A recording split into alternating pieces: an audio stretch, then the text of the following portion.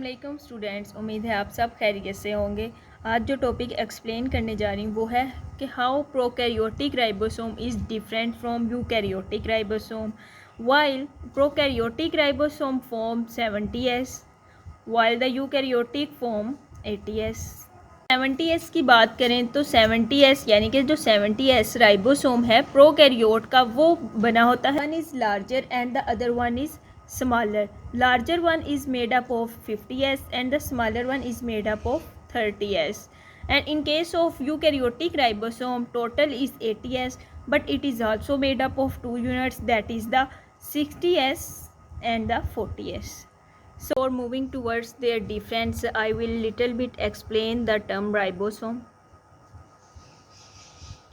Ribosomes हमारे पास actually tiny granular particle होते हैं।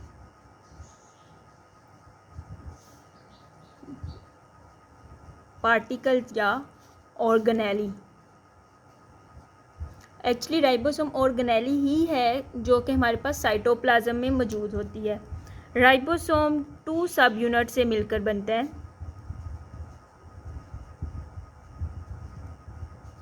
One is larger and other one सब यूनिट इज़ स्मॉलर, जिसकी शेप कुछ इस तरह से होगी। ये हमारे पास स्मॉलर सब यूनिट है, जबकि ये वाला हमारे पास लार्जर सब यूनिट है। तो अब हम बात करेंगे एक और टर्म की, that is the centrifugation. Centrifugation ये जो हमारे पास टेक्निक है या ये जो हमारे पास प्रोसेस है, that is used for the separation. ये किस लिए यूज़ होता है? सेपरेशन पर्पसेस के लिए यूज़ होता है। अब सेपरेशन किस चीज़ की होगी? जब भी किसी सॉल्यूशन में हमारे पास कोई सब्सटेंस मौजूद होगा, कोई भी मिक्सचर मौजूद होगा, उस मिक्सचर में जो चीज़ें हैं उनको सेपरेट करने के लिए ये मशीन हमारे पास यूज़ होगी। इसमें होता क्या है, अगर हमारे पास फॉर एग्ज़ाम्पल ये टेस्ट ट्यूब है, इस टेस्ट ट्यूब में हमने, क्योंकि हमारा राइबोसोम कंसर्न है तो मैं उसी को ही डिस्कस करूँगी। राइबोसोम डल है। अब अगर ये राइबोसोम हमारे पास 70S है, मतलब ये राइबोसोम हमारे पास प्रोकैरियोट्स का है, तो इसकी सेंट्रीफ्यूगेशन यानी इसकी सेपरेशन कैसे होगी? ऐसे ये 70S अपने स्मॉलर और लार्जर यूनिट में डिवाइड हुआ है। तो जब हमने टेस्ट ट्यूब में 70S वाला यानी कि प्रोकैरियोटिक राइबोसोम डाल दिया, तो जब इसको स्पिनिंग करेंगे, सेंट्रीफ्यूगेशन का असल में मकसद यही है कि सेपरेशन करना। किस बेस पे सेपरेशन करना? जो भी हमारे पास सोल्यूशन में मिक्सचर है, सब्सटेंस है, वो सेपरेट होंगे on the basis of size. Different sizes हो गए, अगर स्मॉलर है तो ऊपर आ जाएगा, लार्जर है तो नीचे चला जाएगा। On the basis of shape, smaller जो शेप का हमारे पास स्ट्रक्चर है वो ऊपर होगा और जो लार्जर शेप का स्ट्रक्चर है वो नीचे होगा। और on the basis of density gradient, मतलब डिफरेंट डेंसिटी की बेस पे भी हमारे पास मॉलिक्यूल्स आपस में मॉलिक्यूल इन टेस्ट ट्यूब में सेपरेट होंगे। तो जब हमने राइबोसोम प्रोकैरियोट्स का 70S वाला डाल दिया, तो और इसको हमने फिर स्पिनिंग मूवमेंट दी, हमने नहीं देनी, सेंट्रीफ्यूगेशन मशीन ने स्पिनिंग मूवमेंट देनी है।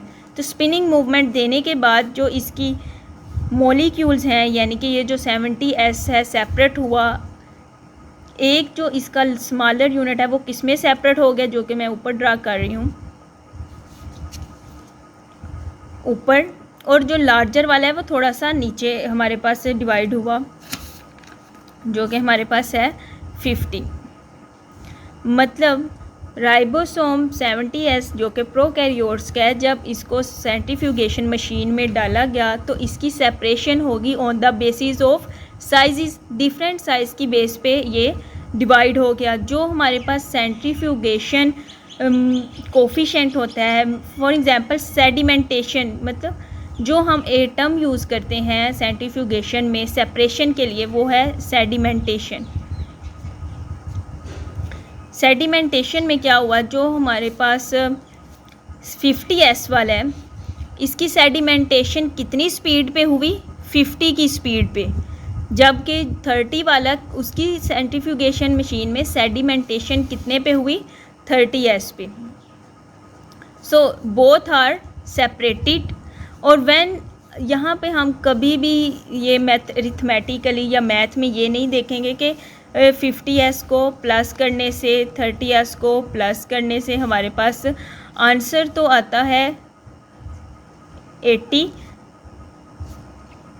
ये मैथ के असूल का नहीं है, बल्कि इसको हमने साइंटिफिकली देखना है। अब सेम हमारे पास यूकैरियोट्स का भी यही है कि यूकैरियोट्स में, क्योंकि हमारे जो यूकैरियोट्स है इसका जो राइबोसोम होता है ये 80S होता है, तो हमने ये नहीं कहना कि ये डिवाइड होकर इसको तो 100 हो जाना चाहिए था, लेकिन ये 100 नहीं हुआ। तो 80S वाला हमारे पास डिवाइड होता है 60S और 40S। अब एक और टर्म है जो मैं बार बार मतलब यूज़ कर रही हूँ, दैट इज़ द एस कहते हैं सेडिमेंटेशन कोफिशेंट। कि सेडिमेंटेशन जो हमारे पास सेपरेशन हुई है पार्टिकल्स की, सब यूनिट्स की, वो on the basis of sizes and sedimentation की बेस पे हमारे पास इनकी डिवीजन हुई है। और तो और एस हम इसलिए भी लिख लेते हैं क्योंकि इसको स्वेडबर्ग ने इन्वेंट किया था, इस साइंटिस्ट था, इसने इन्वेंट किया था, उसके नेम से भी इसको स्वेडबर्ग यूनिट कहा जाता है। So S stand for Svedberg unit. और उम्मीद करती हूँ कि आपको आज का टॉपिक जो कि हमारा था कि how prokaryotic ribosome is different from eukaryotic ribosome, ये डिटेल में समझ आ गया होगा।